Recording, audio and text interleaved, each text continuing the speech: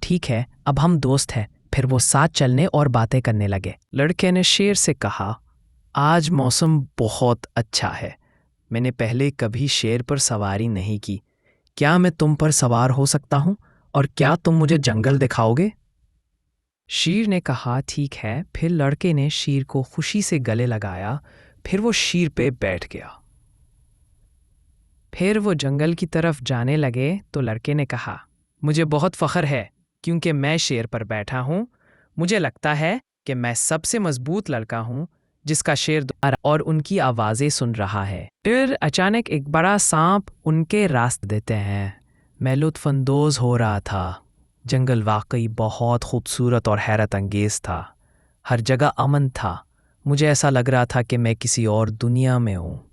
کوئی دھول نہیں، دھواں نہیں، آلودگی نہیں۔ مجھے ایسا لگ رہا تھا جیسے میں خواب دیکھ رہا ہوں اور میں جاگنا نہیں